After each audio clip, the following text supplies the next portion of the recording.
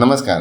આજે આપણે બહુ કોમન પ્રોબ્લેમ એટલે કે ડાયાબિટીક ફૂટ વિશે વાતો કરીશું. ડાયાબિટીક ફૂટ શું છે? ડાયાબિટીસ વાળા પેશન્ટમાં ઘૂંટી એટલે કે એન્કલના નીચેના ભાગે કંઈ કાપો પડ્યો હોય, સોજો આવ્યો હોય, અલ્સર કે ચાંદુ પડ્યું હોય, ગેંગ્રીન થયું હોય, એ બધી વસ્તુઓને ડાયાબિટીક ફૂટ કહેવામાં આવે છે. હવે ડાયાબિટીક ફૂટ થવાનું કારણ શું છે? ડાયાબિટીક ફૂટ થવાનું કારણ મેઇનલી 3 હોય છે. એક છે ન્યુરોપેથી, 2 વાસ્ક્યુલોપેથી અને 3 ઇન્ફેક્શન. હવે ફર્સ્ટ ન્યુરોપેથી. ડાયાબિટીસ વાળા પેશન્ટમાં પગની ચેતાતંતુની નસો એટલે કે નર્વ્સ એ સુકાઈ જાય છે અને એના લીધે પગમાં જે આપણને સેન્સેશન હોય છે એટલે એ ખબર પડતી નથી, એટલે કંઈ પણ વાગે તો પણ ખબર પડતી નથી. એટલે શુગરવાળા પેશન્ટને થોડું વાગવાથી અજાણતામાં એ ઘણું વધી જાય ત્યારે આપણને ખબર પડે છે, એટલે સોજો કે પછી ઇન્ફેક્શન ઘણું વધી જાય છે. ત્યારે બીજું છે વાસ્ક્યુલોપેથી. શુગરવાળા પેશન્ટમાં પગની લોહીની નસો સુકાઈ જાય છે અથવા તો બંધ થઈ જાય છે. એના લીધે પગમાં લોહી બરાબર પહોંચતું નથી અને એના લીધે ઇન્ફેક્શન કે સડો વધવાની શક્યતા કે ગેંગ્રીન થવાની શક્યતા વધી જાય છે. પછી ત્રીજું હોય છે ઇન્ફેક્શન.